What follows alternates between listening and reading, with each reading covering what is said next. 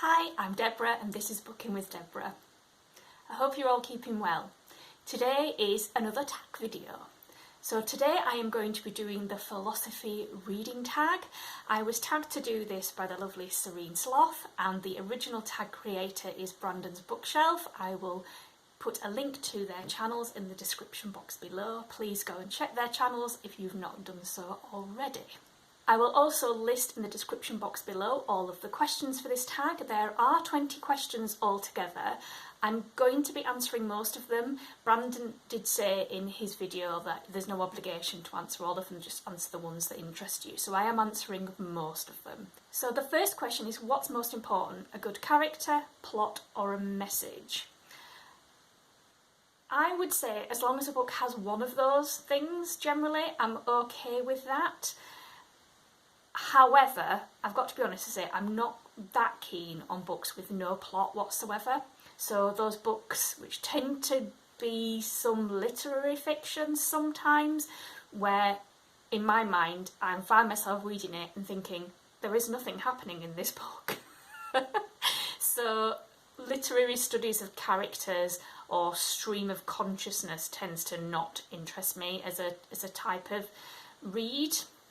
I do like a good plot though, and yeah, a book that has all three would be wonderful, wouldn't it? Character, plot and message. Next question. Should one read books about ideas or opinions they disagree with? I think my answer would be yes to a certain extent to this question. And without sort of getting into kind of political stuff, I feel like society, or we're being led to believe that society is becoming more and more polarised, and that we're creating silos and echo chambers sometimes. In reality, I don't think that's how most people's lives are, but I think that's what we're led to believe if you trust in the media. And I think it's really, really important to try and understand different people from yourself who have differing ideas and differing opinions. You don't have to agree with people, and you don't have to condone their ideas or opinions, but I think we have to try and understand, for the sake of society and for the sake of the future of humans, we need to recognise what we do have in common with each other. And I think books are one way of enabling us to do this. However, I would say if it's an issue or a topic that you've explored already in some detail and you know it's not for you, it's okay to move on and not feel obligated to read books about it. And I also think it's okay to not read books about issues that you find difficult. So if somebody's ideas or opinions differ from you and it's a subject you find particularly difficult, I think it's totally fine to not read a book about it. Question number 3. As tech advances, what do you think will be the role of books? Okay, so this is an interesting one for me because I don't want a world without books. I love the power that a physical book can bring into your life, and I think physical books are really, really important. I appreciate from an environmental point of view, books are, paper books are not always a good thing, but I'll come on to that in a minute. I think the reason why physical books are so important is that I think it's really important to have time away from technology. This is for me personally. I spend far too much of my life in front of a computer screen, and when I'm not at work, it's a television screen, or it's my own laptop, or it's a tablet, and reading a paper book is my time, which is very precious, away from that. In terms of environmental issues around paper books, I am more than happy to share my paper books with lots of people. So I am more than happy to borrow books from the library and share those books county-wide. So I can access books across the whole of my county, which is quite a significant area with lots of people, and I'm more than happy to share books that way, and I'm happy to pay for that service as well. And I'm also happy to read second-hand books. I have no qualms about that. However, I do recognise that authors don't benefit from that, and I would be happy to pay more for second-hand books if I meant that the author got some of that money. What I do love about technical advances in terms of books is audiobooks. I love me an audiobook. Yes, yes, yes. And I love that technology enables me to borrow audiobooks for free from my library and listen to them on my phone. And I also have a little Sansa clip, which is just tiny, about this big, which I listen to in bed to listen to my audiobooks. And yes, very, very much appreciate those. I've watched some people's videos, and one person who commented on this question was Serene Sloth, her channel, and I will link it in the description box below. She spoke about the metaverse in relation to her answer to this question. I'm not a Luddite, folks, but the whole metaverse thing makes me feel really uncomfortable about the future. It is not something that I can envisage myself throwing myself into anytime soon. Maybe it's because I was brought up in a world without the internet and a world without social media. I don't know. I recognise the role that technology can bring and how it can really improve our lives and how it can bring a lot. But I'm also very aware that technology can take away things from us as human beings, and it can damage lives and it can damage mental health. So yeah, in terms of tech advances and the metaverse and what that means for the role of books, I'm not sure, and I'm not sure I'm ready for it either. Next question. How important are summaries, reviews and the art in your book you're choosing? Summaries, absolutely yes for me. I want to know what a book is about before I read it without spoilers. Sometimes summaries give too much away, so I would prefer that they didn't do that, but I do like to know what a book's about. Reviews, sometimes. If I'm not sure if a book is going to be for me or not, I will go to the reviews and read the reviews and see what other people's experiences have been of reading that book. In terms of the art, like a lot of people, I really appreciate a good bit of art cover on a good book. However, I try not to be swayed by that. Sometimes you see a book with an amazing cover and the contents don't meet your expectations, so I think you should always approach a gorgeous book cover with caution. And I also really, really appreciate books with art inside them, whether that's just small drawings within the text or a book that contains more art within it, which is not something I've read a lot of, but it's something I would like to do more of, and I think that does really enhance your reading experience. Next question, should you ever skim or scan a book? Yes, I think you should if you want to. I think it's particularly relevant if it's a non-fiction book and you're looking for a specific piece of information, or there's certain chapters within the book that don't really interest you that much or don't really appeal to you.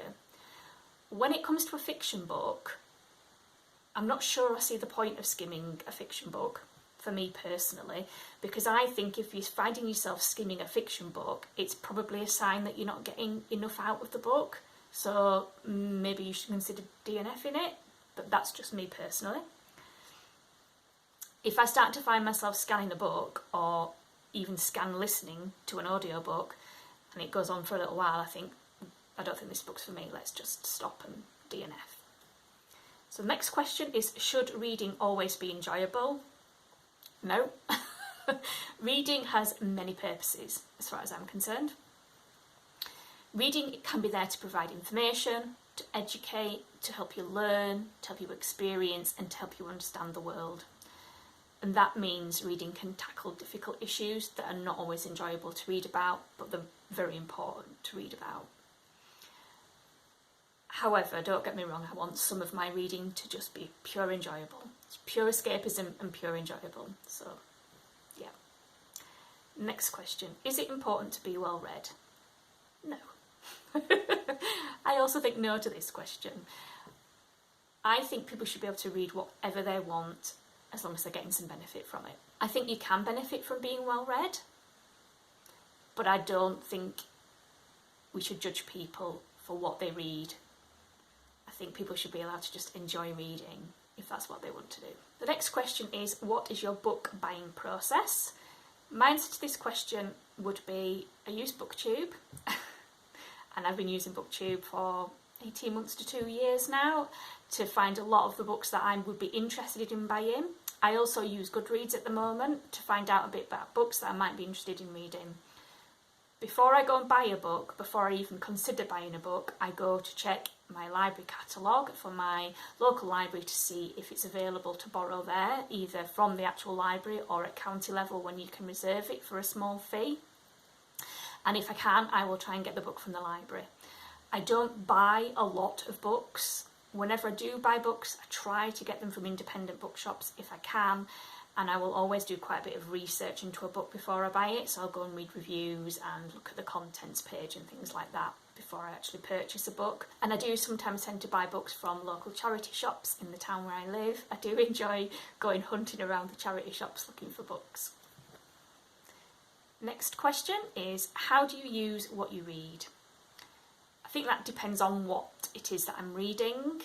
For anybody who's not familiar, I'm doing a Read Around the World challenge for myself, which is very much about helping me use my reading, so to help me understand different parts of the world, learn more about different parts of the world, different people living in different parts of the world, places, periods of history, that type of thing,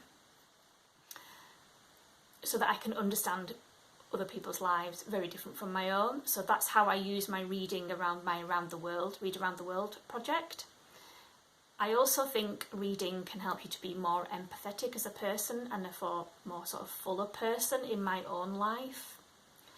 And then another area where I use my reading is if I'm reading around well-being themes, so that's particularly around sort of non-fiction books, what you could describe as maybe self-help, but I think a lot of the books that I read with well-being things are more than self-help books.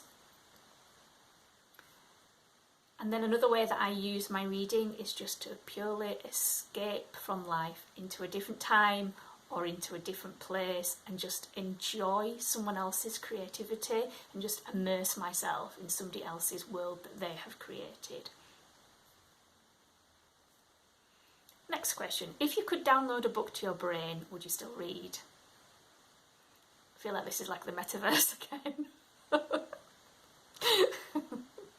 I have no desire to download a book to my brain whatsoever. No, thank you very much. Reading is a process for me and it's an experience. So if you were to download stuff to your brain, as far as I feel, you'd just be literally filling your brain with stuff rather than actually engaging in a process and having an experience. So no to downloading books to my brain. Thanks very much. Okay, next question. What are your views on rereading a book?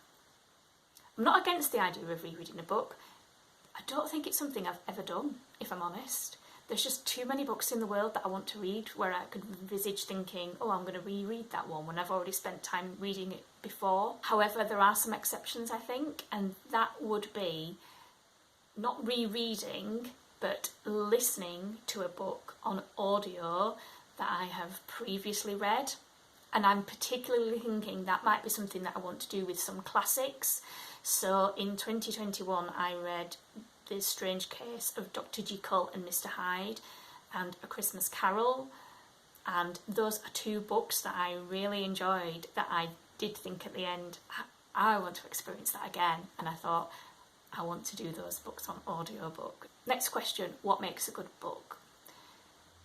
I would say, in terms of fiction, it might be a book that takes me to a different time or a different place, or a book that helps me spend time with characters that I can relate to or I can understand. I don't want them to be characters like me, I want them to be different from me, but I want to be able to relate to them and understand them on some level. And a fiction book that makes me think something different or reflect in some way or helps me feel something. It doesn't always have to be a good feeling, but I need to feel something. And also a book that enhances my experience of the world. And I think a non-fiction book could do that as well, as so could memoir. With regards to a non-fiction book, it would be something where I learn something or something that engages my interest in something. And again, fiction can do that as well. Next question, what makes a bad book? In terms of fiction, something that just leaves me feeling nothing, or something that's full of unlikable characters. I'm really not into books full of unlikable characters. It's not for me. I don't want to spend my time with lots of horrible people. I don't mind a book having a particularly unlikable character within it, but not just a load of not very nice people. Thanks very much. In terms of fiction and non-fiction, it's just a book that just doesn't interest me, really. Okay, so before we do the next question, I've just had to stop the video. The lighting's gone a bit strange. Who knows what's going to happen with the lighting in the rest of this video, but let's crack on with the next question. How do you feel about not finishing a book? Absolutely okay. Life is too short to read books that you're either not enjoying or not getting anything out of. I just don't see the point. We've only got a limited time in our lives, so spending time reading books you're not enjoying is just a waste of that time, as far as I'm concerned. Next question. If you could only read one genre for the rest of time, what would it be? Ooh, tricky question. That's not something I even want to contemplate. I really enjoy reading historical fiction, but the thought that I would only ever be able to read historical fiction would probably put me off wanting to read historical fiction. And because I've read some bad historical fiction in my time as well, so they're not all, you know, great books. And one of the things that I would say that I really need to keep myself enjoying reading is to read a variety of books, so a variety of genres. I think that's one of the things that helps me feel engaged with reading, so let's hope that day never comes. Next question. Do you ever read a book without knowing anything about it? No, I do not. There are certain fiction genres and certain themes and certain tropes within books that I'm just not interested in reading. So I do like to know whether that's in a sort of fiction book before I read it. And non-fiction, I can't imagine you reading a non-fiction book that I knew nothing about, because I think you would just know what the book was about probably from the title, potentially. I'm not sure, not always, but you know. Okay, so next question. Do you think everyone should read? Why?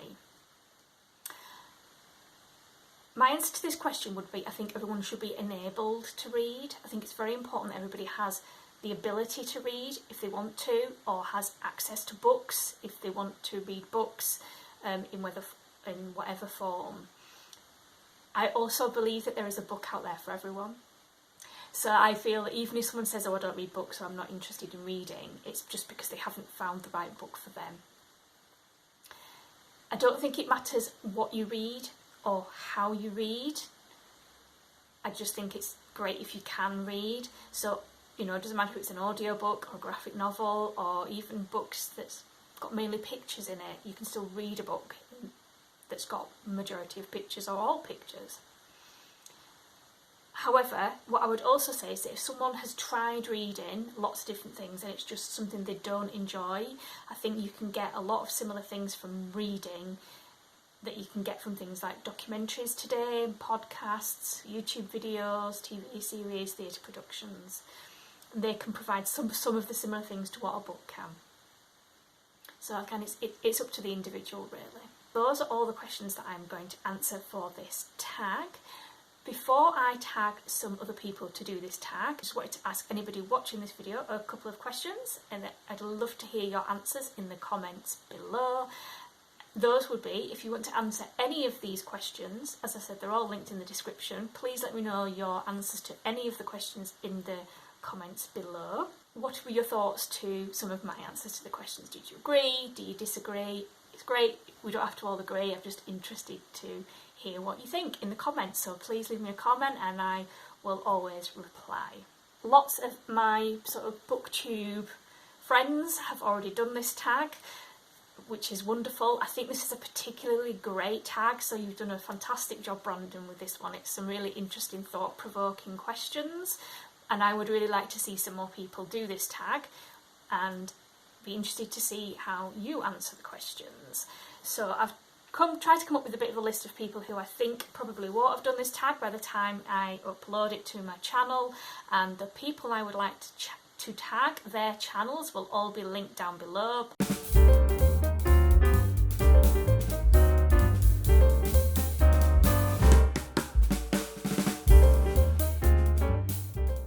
Just before I finish this video, I just wanted to say that I am trying to post a video once a week, every Saturday morning UK time, if I can. I may miss the odd week, but that is my aim for 2022. It would be wonderful if you could like this video, if you've enjoyed it. I'd love to hear your comments, whether you're a fellow booktuber or a non-booktuber who's just watching. Please comment. Really nice to chat books with you. If you've not done so already, please subscribe. I'd really appreciate that. And if you click the little bell button down below, you will get a notification of every time I upload a new video. If you've not done so already, please check out my Instagram as well. There is a link down below for that. And let me know in the comments if you use Instagram, and I will come and check out your Instagram as well. That's it for today. Thank you very much for watching. Take